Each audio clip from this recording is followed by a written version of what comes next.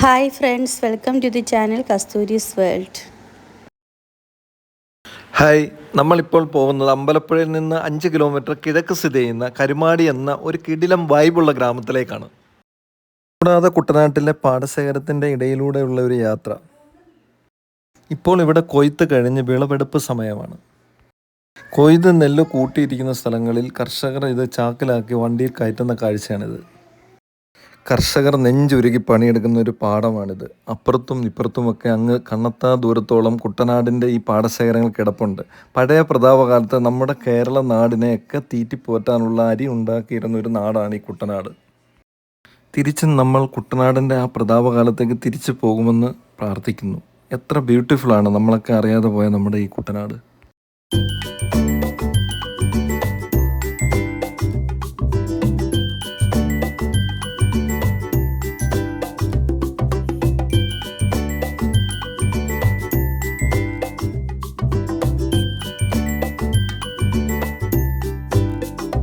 ഇപ്പോൾ ഞാൻ നിൽക്കുന്നത് ആലപ്പുഴ ജില്ലയിൽ തകഴിയിലെ മലയാള സാഹിത്യകാരനായ തകഴി ശിവശങ്കരപ്പിള്ളയുടെ സ്മാരകമായി സ്ഥാപിക്കപ്പെട്ട തകഴി മെമ്മോറിയൽ മ്യൂസിയത്തിൻ്റെ മുൻപിലാണ്.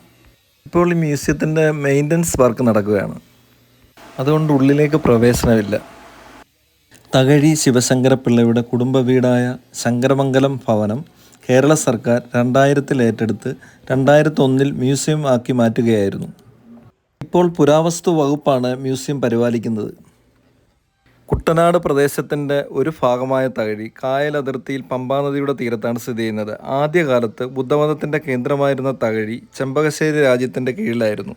ഇത് പിന്നീട് മാർത്താണ്ഡവർമ്മ തിരുവിതാംകൂറിലേക്ക് കൂട്ടിച്ചേർത്തു. നമ്മൾ ഈ പോകുന്നത് തിരുവല്ല അമ്പലപ്പുഴ റോഡിലൂടെയാണ്.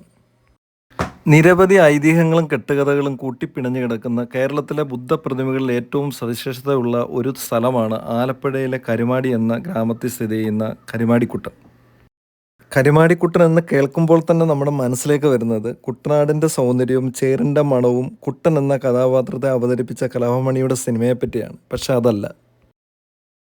സിനിമയായിട്ട് യാതൊരു ബന്ധവുമില്ലാത്ത കരുമാടിക്കുട്ടൻ എന്ന പാതി ബുദ്ധപ്രതിമയ്ക്ക് പറയാനുണ്ട് ഒരുപാട് ചരിത്രം. അമ്പലങ്ങൾക്ക് നടുവിലൂടെയാണ് കരുമാടിക്കുട്ടൻ്റെ അടുത്തേക്കുള്ള വഴി. തിരുവല്ല അമ്പലപ്പുഴ റൂട്ടിൽ തിരുവല്ലയിൽ നിന്നും 23 കിലോമീറ്റർ ദൂരവും അമ്പലപ്പുഴയിൽ നിന്ന് 5 കിലോമീറ്റർ ദൂരവുമാണ് കരുമാടിക്കുട്ടനിലെത്താൻ. ആലപ്പുഴ ജില്ലയിലെ അമ്പലപ്പുഴ പട്ടണത്തിനടുത്തുള്ള കരുമാടി ഗ്രാമത്തിലെ ഒരു പ്രശസ്ത തീർത്ഥാടന കേന്ദ്രമാണ് കരുമാടിക്കുട്ടൻ. കുട്ടൻ്റെ പ്രതിമ നിർമ്മിച്ചത് AD 9-ാം നൂറ്റാണ്ടിനും 14-ാം നൂറ്റാണ്ടിനും ഇടയിലാണെന്നാണ് കരുതപ്പെടുന്നത്. കരുമാടിത്തോട്ടിൽ വളരെ കാലമായി അറിയപ്പെടാതിരുന്ന പ്രതിമ നവീന കൊച്ചിയുടെ ശില്പി British engineer sir Robert Bristow ആണ് 1930 ഇത് കണ്ടെടുക്കുകയും ഈ സ്തൂപം പണിയുകയും ചെയ്തത്. കരുമാടിക്കുട്ടൻ്റെ ഒരു ഭാഗം തകർന്നതിനെ ചൊല്ലി പല കഥകളുമുണ്ട്. ആനയുടെ ആക്രമണത്തെ തുടർന്ന് നശിച്ചതാണെന്ന് ഒരു വാദം, അതല്ല ബ്രിട്ടീഷുകാരുടെ ഭരണകാലത്ത് സംഭവിച്ചതാണെന്നാണ് മറ്റൊരു വാദം. ഇനി അതുമല്ല, ഒരു മുഗൾ ചക്രവർത്തിയുടെ കാലത്ത് അദ്ദേഹം നശിപ്പിച്ചതാണെന്നും ചിലർ പറയുന്നു.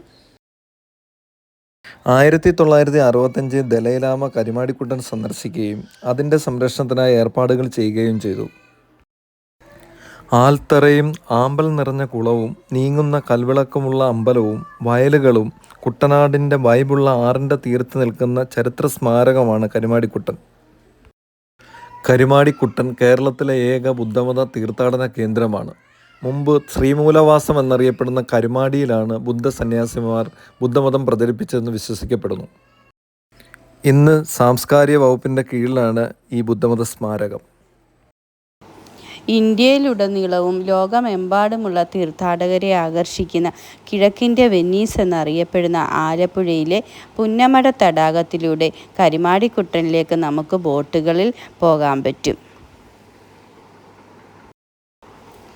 സാധാരണ ബുദ്ധവിഗ്രഹങ്ങളുടേതുപോലെ പത്മാസനത്തിൽ നിവർന്ന് ധ്യാനനിരതനായി ഇടത് കൈയുടെ മുകളിൽ വലത് കൈ മലർത്തി വെച്ച് ആ കൈകൾ പാദങ്ങളിൽ സ്ഥാപിച്ചിട്ടുള്ള രീതിയിലാണ് കരുമാടിക്കുട്ടൻ്റെ പ്രതിമ.